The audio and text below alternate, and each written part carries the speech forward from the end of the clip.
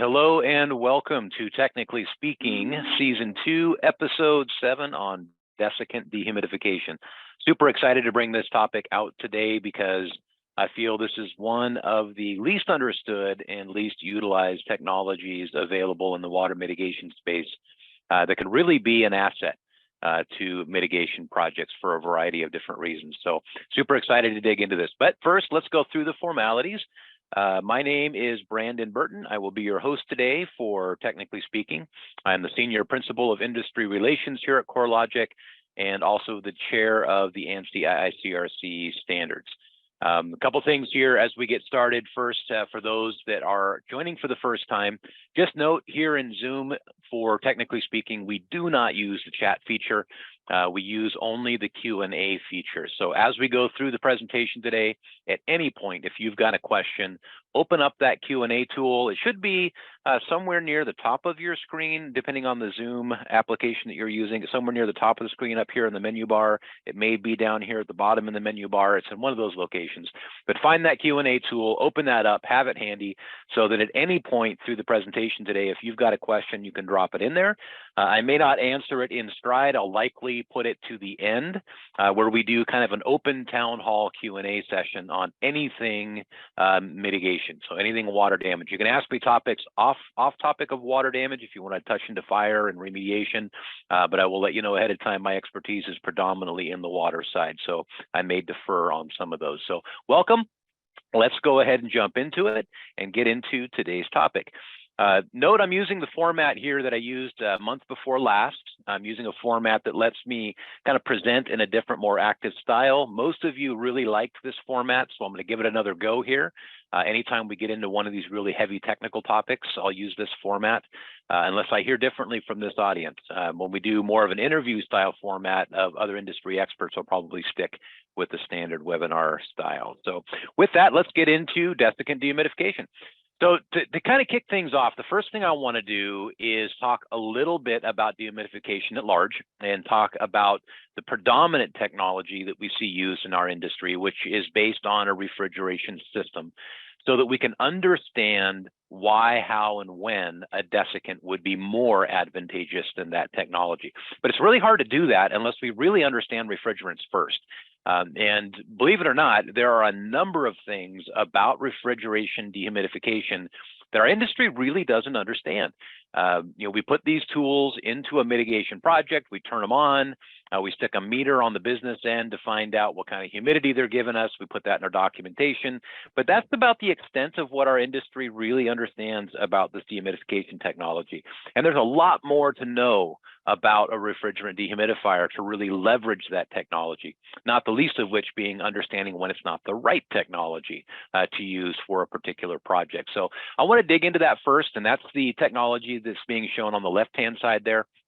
Then once we have that spelled out, then we'll take a look deeper at the desiccant technology, which is what you see illustrated over on the right-hand side. So let's dig into refrigerants, talk a little bit about them, what they are, what they do, kind of their nuances, and then we'll get into the heart of today's topic into desiccant dehumidification. Now, I can't talk about anything mitigation without putting a psychrometric chart on the slide. So, of course, right off the get-go here, we're going to start with a psychrometric chart. But as we get into this, let me first kind of spell out for you the different primary actions that are occurring inside of a refrigeration system. And for this, I'm just going to use a basic, what we would call a conventional refrigerant dehumidifier. There are in today's industry kind of a technological adaptation that have been made to these that we call a low grain refrigerant, and we'll talk a little bit about that too. But there's really not a whole lot of need at this point, at least, to get into that technological difference, at least not to understand the basics of what refrigeration dehumidification does. So let's kind of spell this out. First of all, right here at location 1, we have the inlet of the refrigerant dehumidifier, right? So this is air that has a lot of humidity in it, a lot of moisture content. And the purpose of the dehumidifier, obviously, is to remove a significant amount of that moisture content from the air, right? To dehumidify that air. To do that, we use a refrigeration system, and that's what this little system is in the middle. And a refrigeration system has 4 basic parts. Those four basic parts are, and this would be the same for an air conditioner, a refrigerator, a dehumidifier, a heat pump. All of these have these same four basic parts. One of those parts is what we call a compressor or a pump, right, that moves freon through the system. One of those is called a capillary tube or a metering device. Don't worry, there won't be a test on this later, but it's going to be important to understand these parts just for a moment in time here as we get into this technology. So number two, there is a really thin, skinny tube that restricts the flow of refrigerant between kind of the heart and soul of the refrigeration system, which is a coil that gets super, super cold and a coil that gets super, super hot. Okay, and their names are kind of counterintuitive, but the one that gets super, super cold is called an evaporator coil, and the one that gets super, super hot is called a condenser coil. It's because of what happens on the inside of them. Although what we're going to talk about is the opposite, and that's what happens on the outside. So as air enters into the refrigeration system here, the first place that this target air hits is this super cold coil system. And on this system, we remove energy from the air. Right? We extract energy or absorb energy from the air and cause this air to cool. Now, hopefully, in the process of doing so, we cool the air down enough that we get it below its dew point, right? And hopefully that's a term that's familiar for everybody. We've covered it a few different times here in Technically Speaking, but in really simple terms, that means driving the temperature down low enough that it no longer has the energy to support that water, and water begins to condense out of the air. So on this first coil, we start to get condensate as long as that occurs, right? Condensation begins to occur. When we leave this first coil in this middle position here, the air is colder and hopefully drier as long as we lower that air temperature enough. We then run across the second coil system and we reintroduce heat to that cold, dry air, and we end up with warm, dry air, right? So it should be exiting here is both warmer than what entered and drier than what entered, right? Both of those hopefully are true. Now that's the basics, but to get how you leverage refrigerant technology, when understanding when it's the best technology, we've got to take that understanding just a little bit deeper. And to take that deeper, we've got to move over to a psychrometric chart. So what we're going to do is we're going to walk through these stages, the first stage here running across this coil, and the second stage here, reintroducing heat. We're going to run through those two stages using the psychrometric chart. Okay. Now, if you've ever been through any sort of presentation with me before, then you understand how much I love psychrometric charts.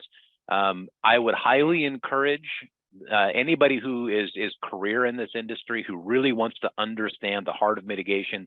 Psychrometric charts are something that you should play with a couple times a week, even if you don't really need to, just because a chart trains you to think in the way in which psychrometrics works.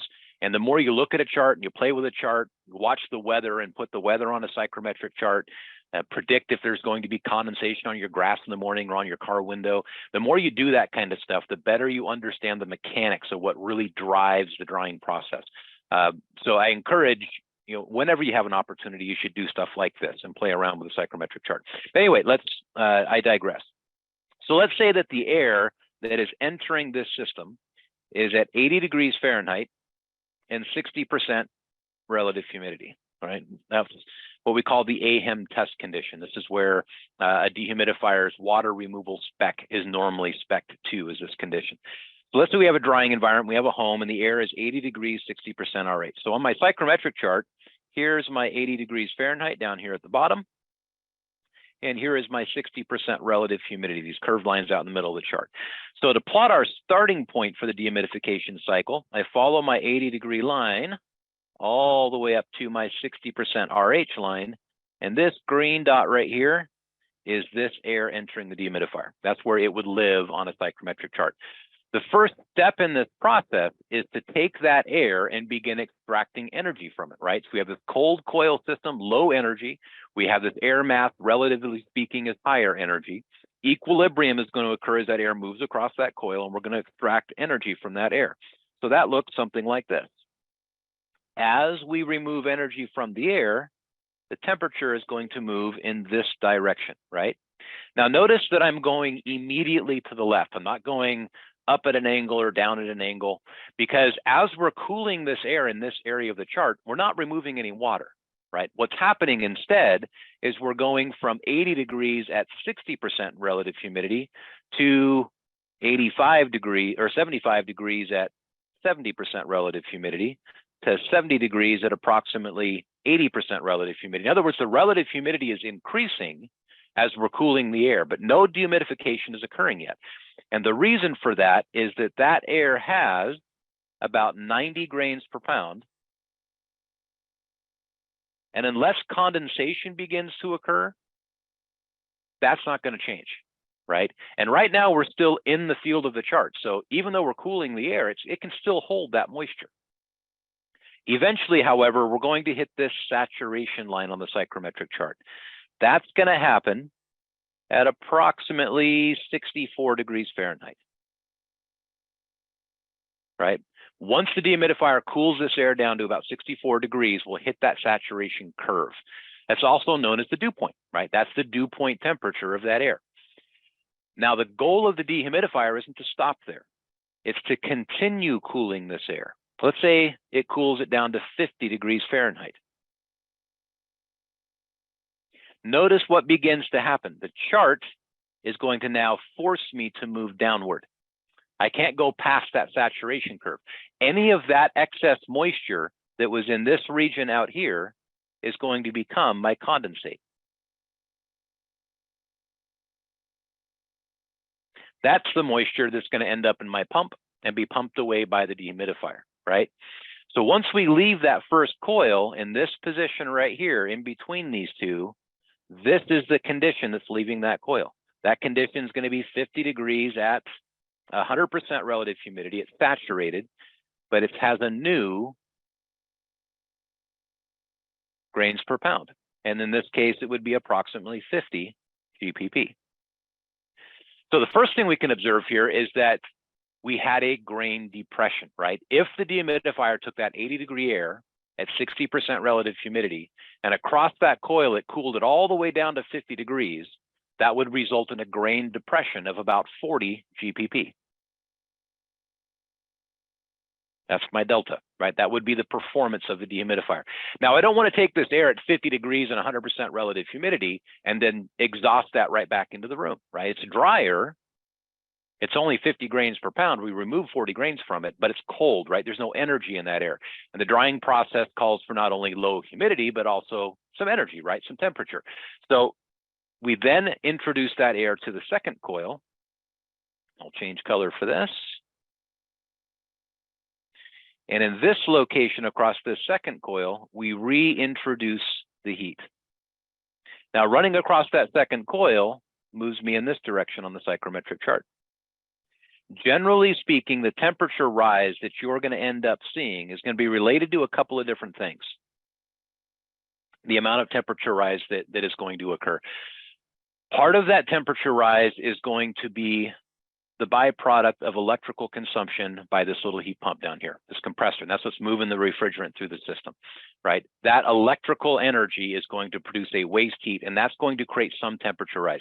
The amount of temperature rise that will create over your ambient inlet temperature is going to be somewhere between 5 and 7 degrees Fahrenheit, somewhere in that neighborhood.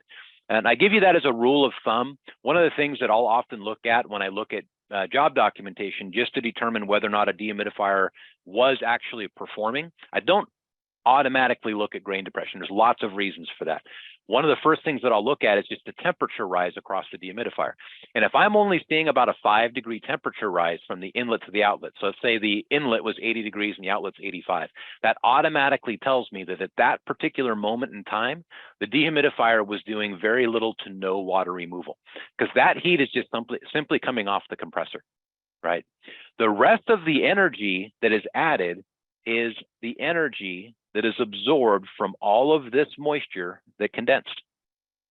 So the rest of this energy rise right here is directly related to the amount of energy that was absorbed from the water vapor that condensed on the coil.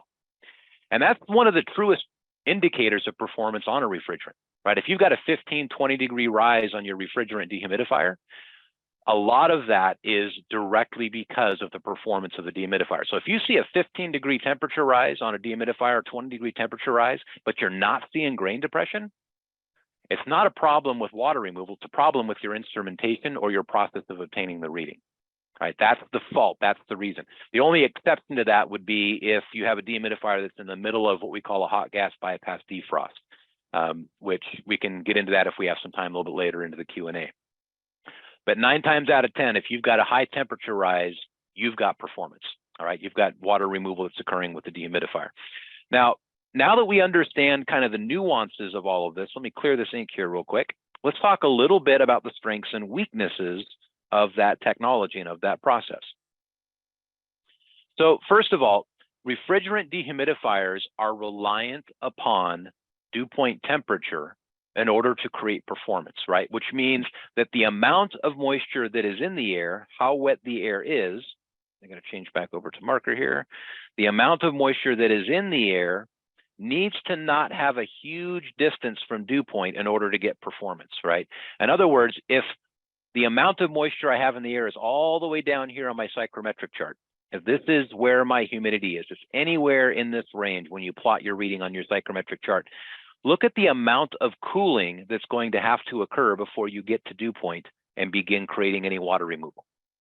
So higher relative humidities are going to be the sweet spot for performance on a refrigerant dehumidifier. In fact, the higher the relative humidity is, the better the dehumidifier, the more likely the dehumidifier is to create significant water removal. Now that's counterintuitive to a drying project, right? That doesn't mean I want to let my drying projects rather be at 90 to 100% relative humidity, just so I get good performance on a dehumidifier.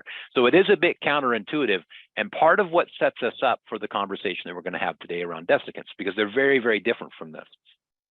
In addition to that, notice down here on the psychrometric chart, at cold temperatures, even at high humidities, there's not a lot of water, right? So also, if I want good performance on a refrigerant, we have to have high enough temperatures somewhere in this area on the psychrometric chart, because down here, we can't hold a lot of moisture, right? So these are the no man's land for a refrigerant dehumidifier, these regions on a psychrometric chart. In other words, where a refrigerant likes to live is in this upper area. That's the ideal sweet spot for a refrigerant.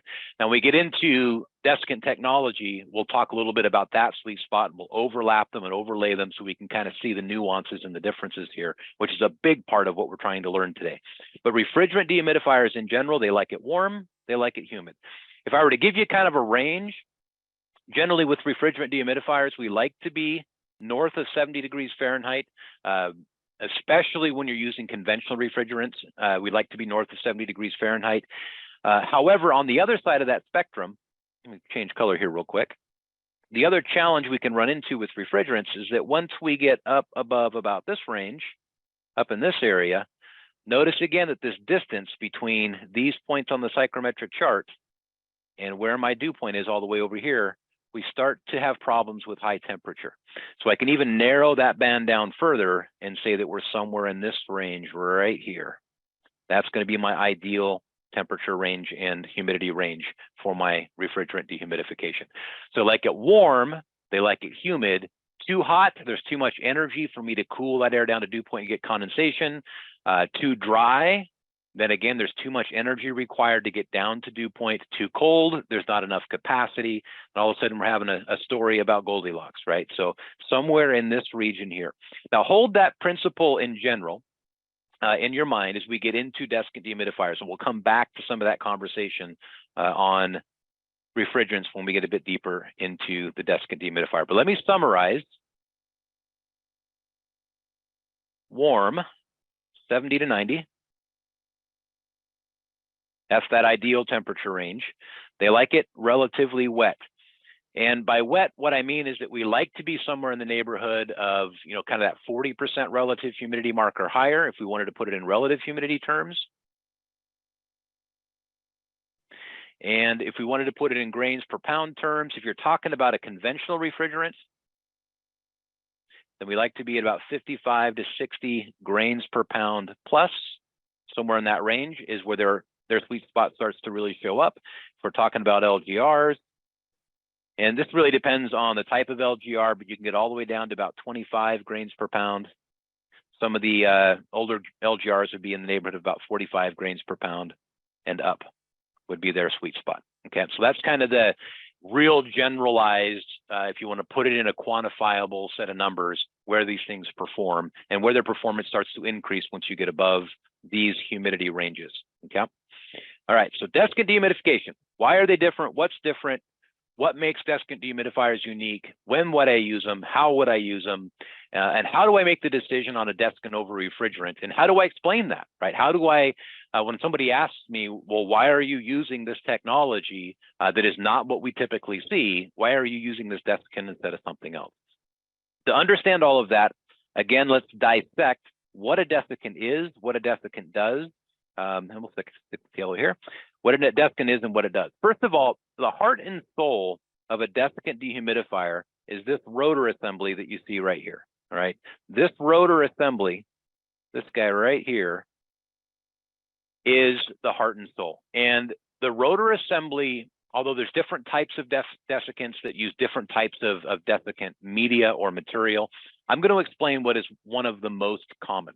And one of the most common is something that uses silica dioxide, more commonly known as silica gel. Okay.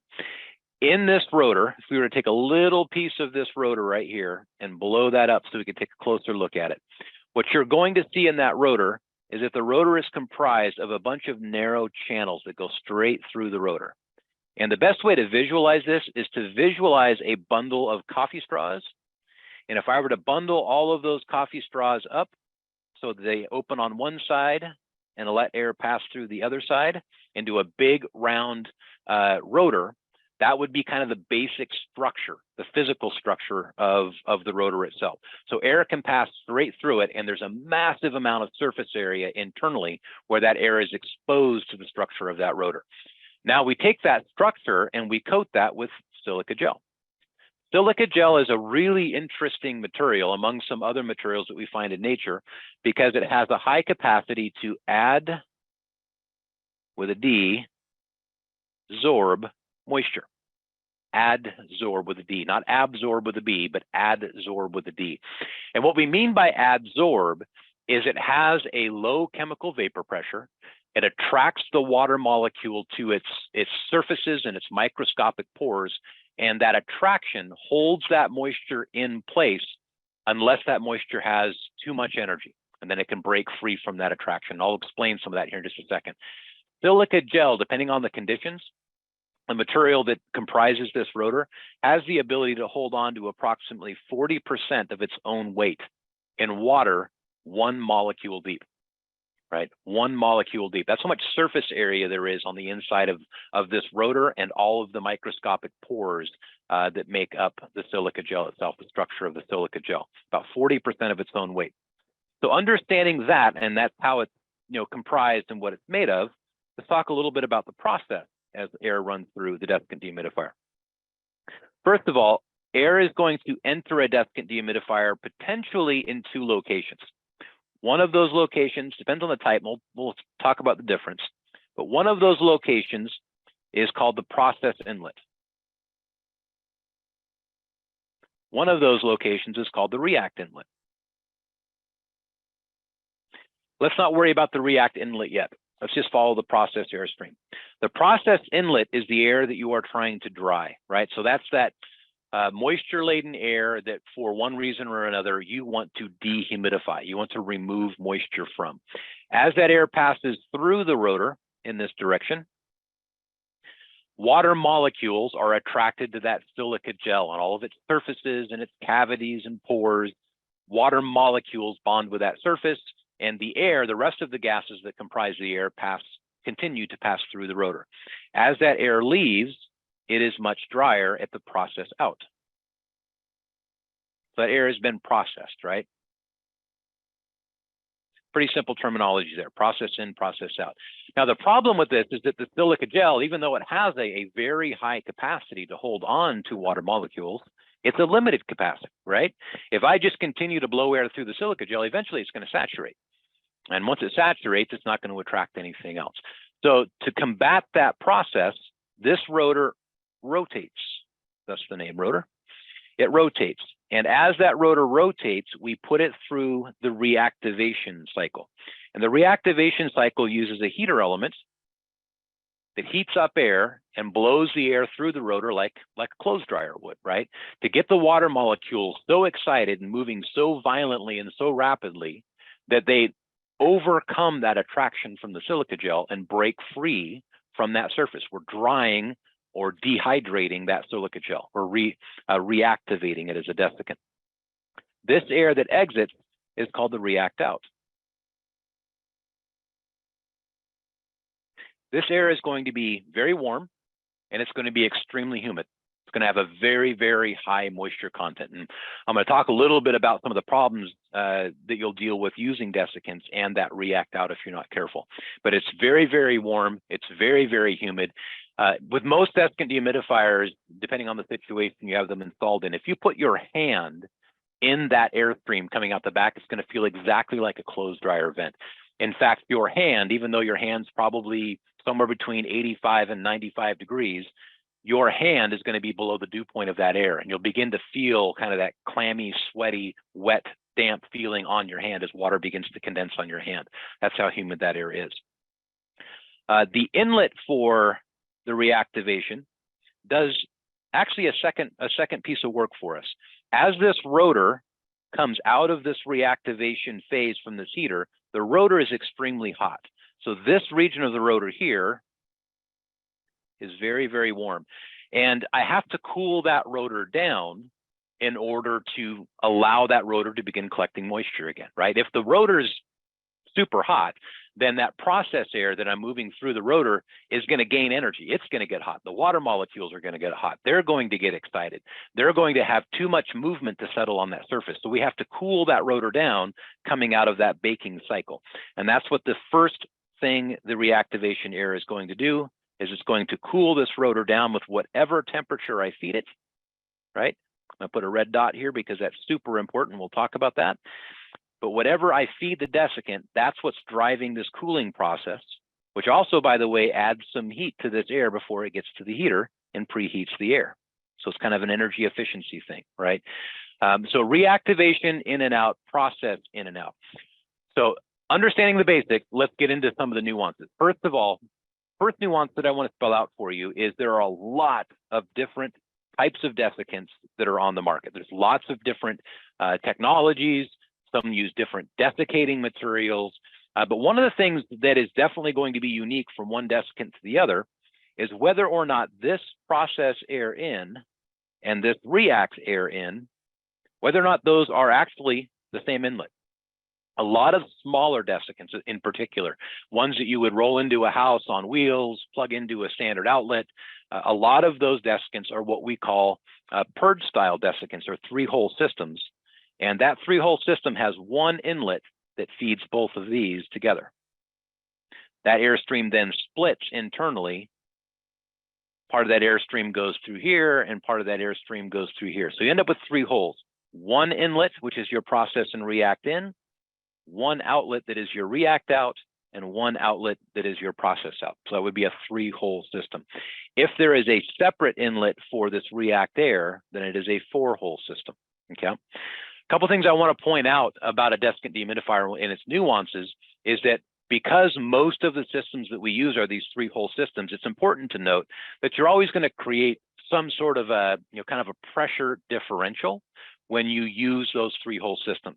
In other words, if I have a drying chamber, right, we'll just make a basic drying chamber here, and I put a desiccant dehumidifier inside of that drying chamber right here, and we have a three-hole system, and I draw air in from the chamber, I process that air and deliver it to the chamber, but then I have my react out vented out of the chamber. We're going to negatively pressurize that chamber, right? Not to a massive degree, but there's going to be some slight negative pressurization in that chamber. If, however, on the other hand, we take a drying chamber and we install our desiccant dehumidifier again in the chamber, and then we draw our react air from outside the chamber, we vent back out to the chamber, and then we blow the process air into the chamber, all right? This has all of the air coming from outside the chamber Some of that air goes into the chamber, some of that air goes out. This is going to become positively pressurized, right? So depending on how you install this, there will be a slight pressure differential. The only time you can install a desiccant and have no pressure differentials is when you use a 4-hole system. Because in a 4-hole system, I can ensure that my react air comes from outside and my react out goes out. My process in can come from inside and process out to inside. And this would be a neutral pressure system, right? So that's one nuance to keep in mind when using desiccant dehumidifiers, is that you're generally going to have some form of pressure differential when you use a desiccant dehumidification system.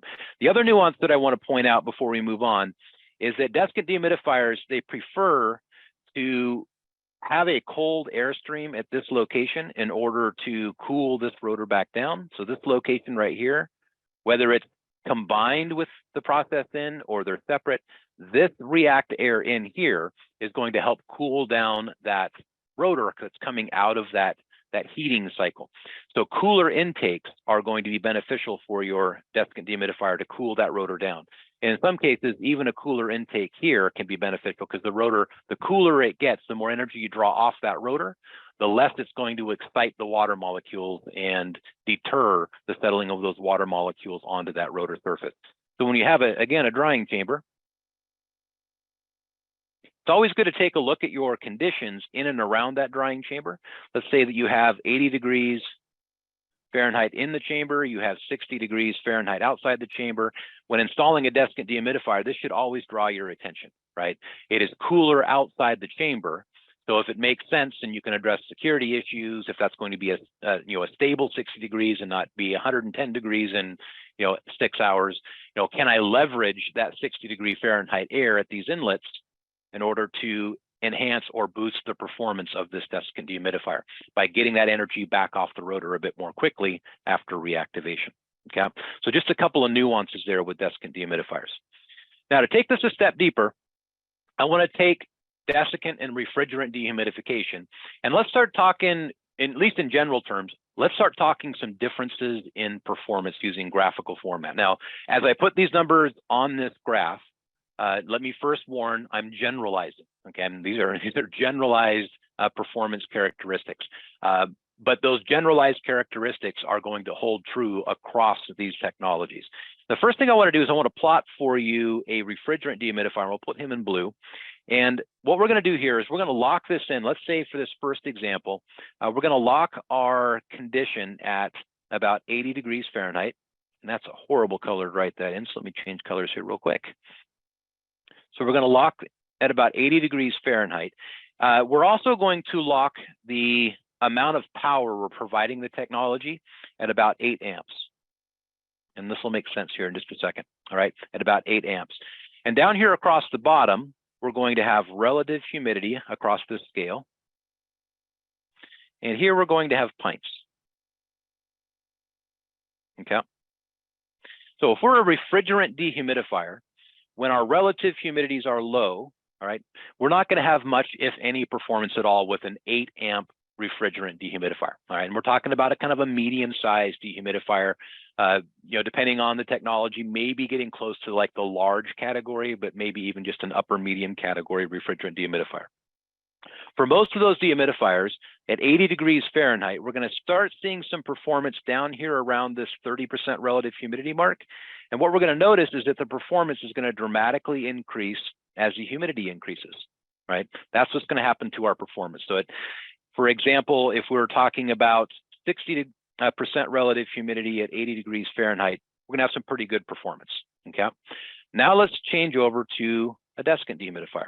With desiccant dehumidification, the only limitation that RH is going to provide is just whether or not there is any moisture in air. If there is any moisture in air, we're going to get performance, right? And the more moisture there is, we're going to continue to increase performance until we saturate that rotor at that given speed. And then our performance is going to flatline.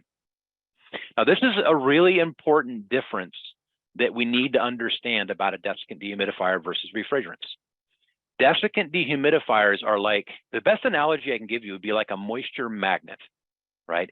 If there is any moisture present in air, And as long as there isn't so much heat that it negates the ability of the desiccant to adsorb, then we're going to attract moisture from that air. We're going to have performance. So even at 2 or 3 or 4 or 5 grains per pound, we're likely to get a grain depression using a desiccant dehumidifier. Whereas with the refrigerant, that's just not going to happen, right? We have to be above some of those minimums that I shared with you earlier, somewhere in the neighborhood of the 30, 40 grains per pound, depending on the technology. This area right here is the core of the reason to use a desiccant dehumidifier. This is going to be the core and the basis of a lot of what we're going to talk about for the reasons behind it.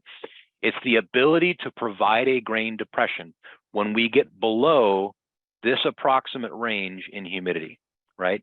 If there is a purpose or a reason in a drying project to have performance below this range, then there is a purpose and a reason for a desiccant dehumidifier. Okay, at least that's one of the reasons that we can stand that up. Now, one other thing I want to plot on here is that there are some nuances to this with refrigerant technology. Generally speaking, if you're talking about a conventional refrigerant dehumidifier, you're going to be somewhere in this range for performance. If you're talking about a low grain refrigerant, you're going to be down here in this range for performance. And what I mean by that is your typical refrigerant dehumidifiers require more moisture in air in order to get significant performance than your low grain refrigerants will. And the better that low grain refrigerant technology becomes, the more it begins to encroach into this desiccant territory, right? The first low grain refrigerant dehumidifiers that hit the market back in about 2000 from Phoenix, that came out of an industry where there was a need for performance down at those lower humidity ranges, that would have been, somewhere up in this area. But as manufacturers began to further advent that technology and continue to enhance that technology, we started to drive even further down into that desiccant range, and they've just gotten better and better. But there will always be a limit, and that is the fact that a refrigerant dehumidifier still has to get you below dew point. And oh, by the way, if the dew point is at or near or below freezing, then all of a sudden we have to go through defrost cycles, right? So there'll always be a lower limit for these refrigerants that's going to be really hard for them to get below because of the fact that water begins to solidify when we have to get dew points that are below 32 degrees Fahrenheit, right? So that'll always be a range. So my prediction for you is that as the industry gets better and better, we'll probably see this begin to occur with refrigerant dehumidification somewhere in this neighborhood, but we're never really going to break below, especially at 80 degrees Fahrenheit, 90 degrees Fahrenheit. We're never going to break below about that 25, 20% relative humidity mark for efficiency, at least. May get some water removal, but not a whole lot of efficiency. All right, so that kind of puts it onto a graphical format. Now let's start overlapping refrigerant and desiccant dehumidification and performance back on our favorite piece of paper, the psychrometric chart. All right, so we already drew on here kind of the range for a refrigerant dehumidifier, right? Refrigerant dehumidifiers like to live somewhere between that 70-degree temperature mark and 90 to 95, maybe pushing 98 degrees Fahrenheit. They like to have a range to dew point, right? This range right here of approximately 20 degrees, somewhere in that neighborhood, or less. So that's going to put us somewhere in the range right in here. And this is going to be kind of your refrigerant sweet spot, somewhere in this range. That's your sweet spot. So how do I leverage this? How do I use this to understand when a refrigerant is a really good choice? Well, first of all, this range in 80% of your projects, 75% of your projects, this range is going to be exactly where you're living, especially in the first 24 to 48 to 72 hours. If you're dealing with any porous materials that are present or semi-porous materials that are present that are evaporating water readily, you can get airflow to the surfaces, which transports that moisture up into the air. You're going to be living in this range a lot. Where we run into challenges is once we've gotten rid of that easier moisture, and we've gone through what we call the constant drying rate, and we're through the first stage of the falling drying rate, and evaporation rates start to slow down, and these humidities begin to drop in the environment. Once these humidities begin to drop, and we get down into about this range for humidity, somewhere in this ballpark, you have to ask yourself a question. First part of that question is, what materials am I still trying to dry? Right? What is the physical nature of these materials? Are they porous materials? Are they non-porous materials? Are there built-up assemblies? Is the moisture absorbed into multiple layers of a built-up assembly? Are these materials, in other words, something that we would classify as a class 4, right? Difficult to get water in, difficult to get water out. That's the first half of the question. And even if the first half of that question is yes, I still want you to ask the second part of the question is, are those materials drying, right? Are those materials responding? If you're stuck at this condition and your refrigerants, they can't get you lower, but they're keeping you there somewhere in that range, but you are making drying progress, you are making performance, then the condition is working, all right?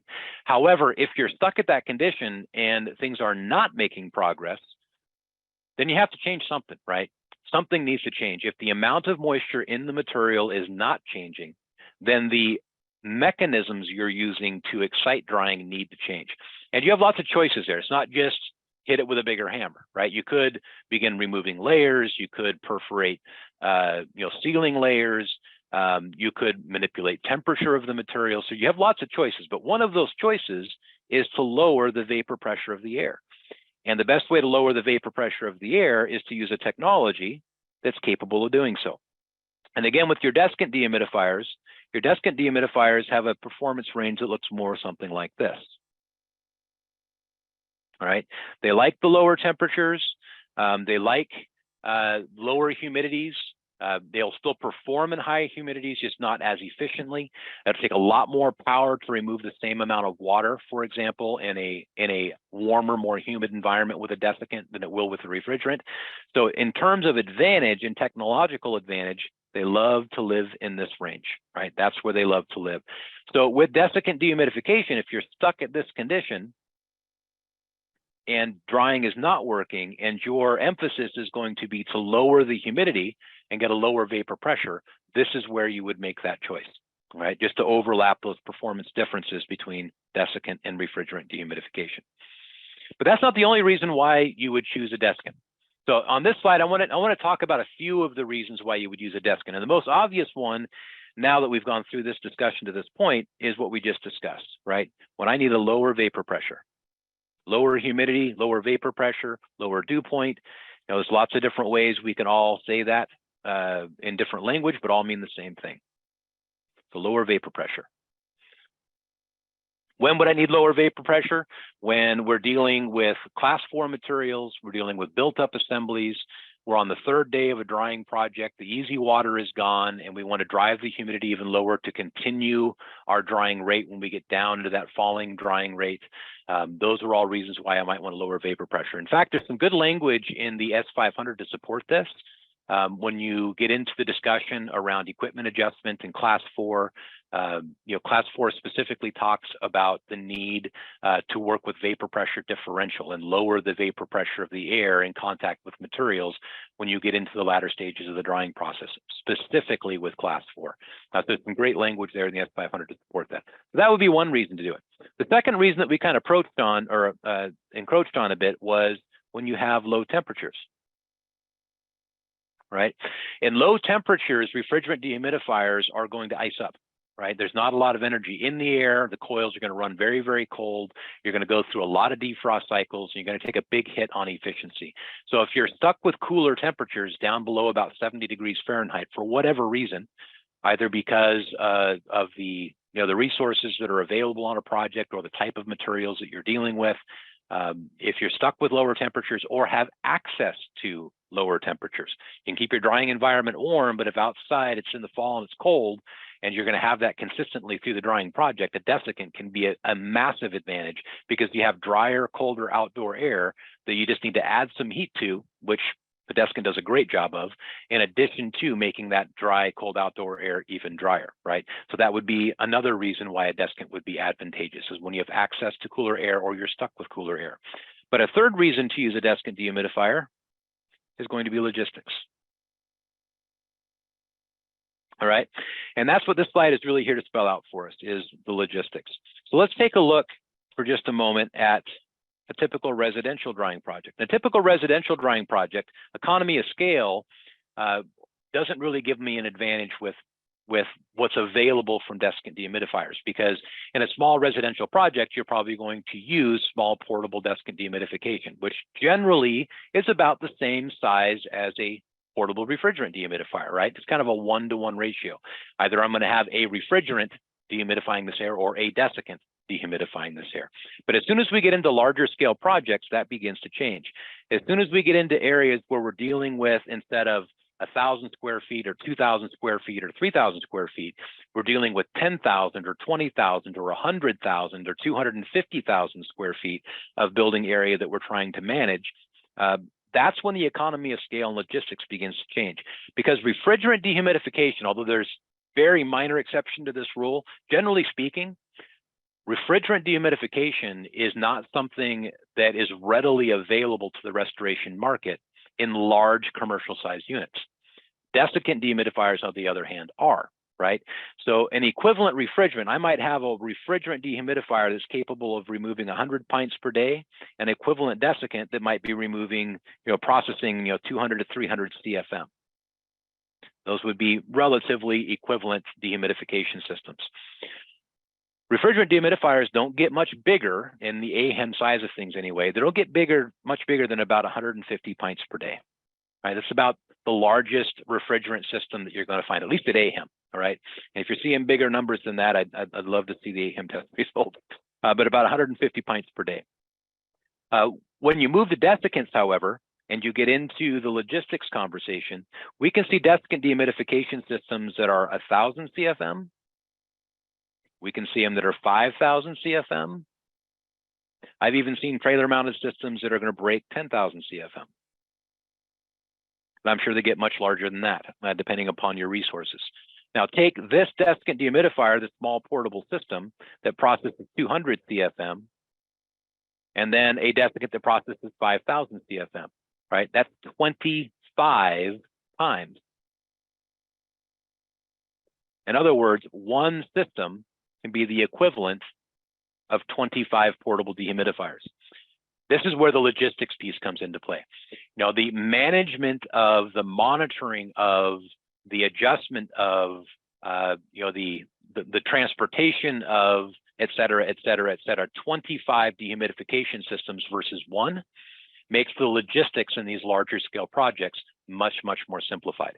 Okay, especially when you're talking about systems, when you get this large, systems that are capable of not only dehumidification, but also pressure management, temperature control and temperature management. So they bring a lot of other potential benefits to bear in these larger scale projects. So this would be the third reason why a desiccant dehumidifier may be the most appropriate choice for a project that has nothing to do with dehumidification performance.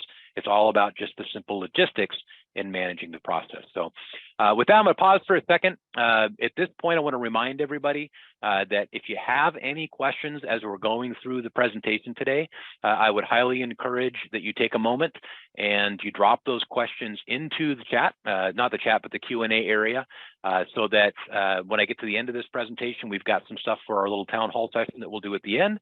So make sure you drop your questions into the Q&A. And thank you, Violet, for being my first to drop a question into the Q&A. So with that, let's talk about how. All right, how with desiccant dehumidifiers. So a couple things about a desiccant that are important to understand in terms of the how. First of all, I'll give you just a real quick story.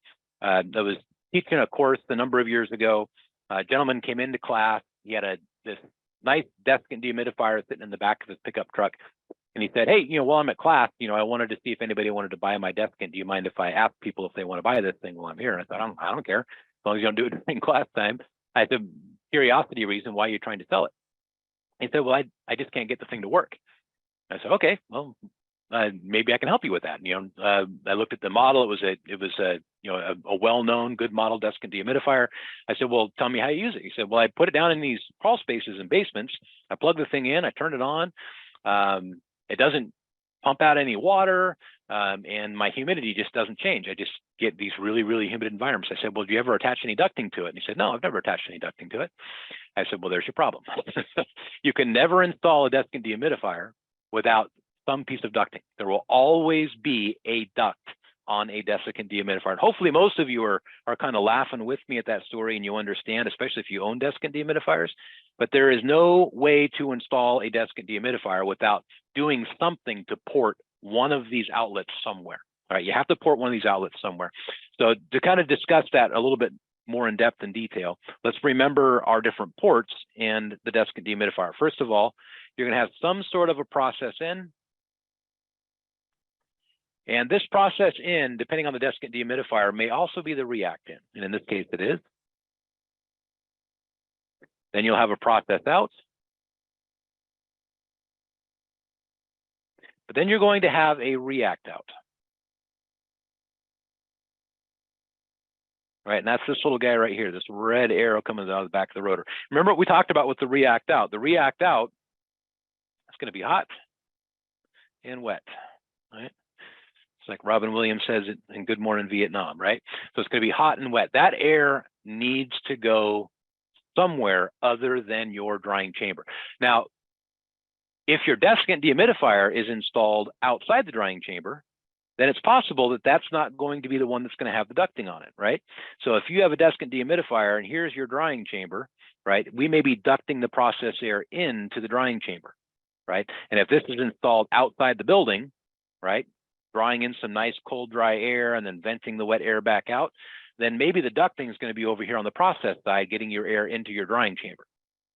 But in most cases, this is going to be installed inside the drying chamber, at least with portable desiccant dehumidifiers. In most cases, and that's not what I wanted to do. But in most cases, your desiccant dehumidifier is going to be installed inside the drying chamber.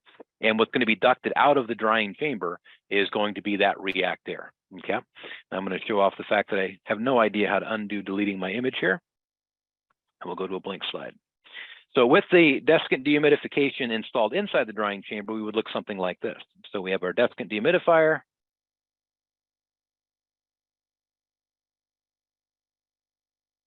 And we have our react outlet. That react outlet is going to run through some ducting, and it's going to run to the outside of the drying chamber. Now, the reason I went through the effort of redrawing that is because we have one more point here we need to talk about with ducting this out of the drying environment. So this ductwork right here, remember what it's transporting. This ductwork is transporting extremely warm and wet air. Do you remember how I told you a moment ago that that air is so warm and so wet, it could literally condense on the surface of your hand? Well, if you're in a room and the room is, let's say, 70 degrees Fahrenheit, that means this ducting is also on its walls going to be about 70 F, right? Or at least it's going to be exposed to that. So what's going to happen to this air that's traveling through this ducting as it goes through these cold walls and cold surfaces? That air is going to begin to cool. And that air begins to cool, the moisture in that air is going to sweat out onto the walls of that ductwork. And as that moisture sweats out and condenses, it's going to form liquid water in this ducting, right? You're going to get a buildup of liquid water. One mistake that I've seen people make that has just destroyed desiccant dehumidification, or at least the floor underneath the desiccant dehumidifier, is trying to duct this from a basement up and out. Right? Imagine the ramifications of doing this. As that moisture condenses and sweats into this ducting, all that moisture is going to run into the desiccant, and it's going to sweat out underneath the desiccant dehumidifier. If it doesn't hurt the electronics on the inside, at the very minimum, it's going to make a big puddle under the desiccant dehumidifier. There are a couple of ways that you can avert that. Make sure I don't clear the image this time. So again, here's my desiccant dehumidifier.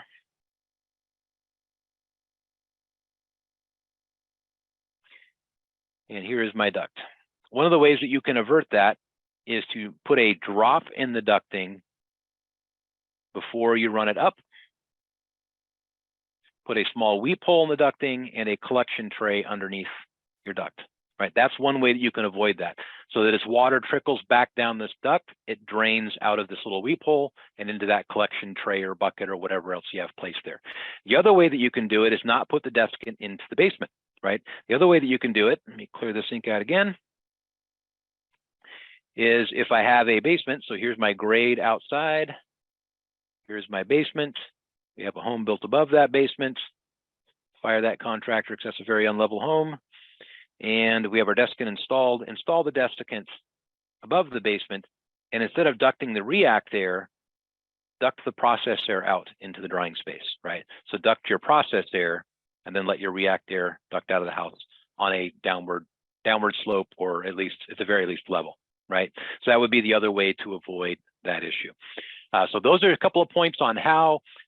One last point that I want to give you on how is that generally with desiccant dehumidifiers, if you're using a desiccant in a residential setting or on day 3 or day 4, when you're targeting lower humidities for specific low porosity assemblies or low evaporation assemblies, usually those are very targeted. And what you're trying to do is to keep this very, very dry air specifically on the surface that you're trying to dry.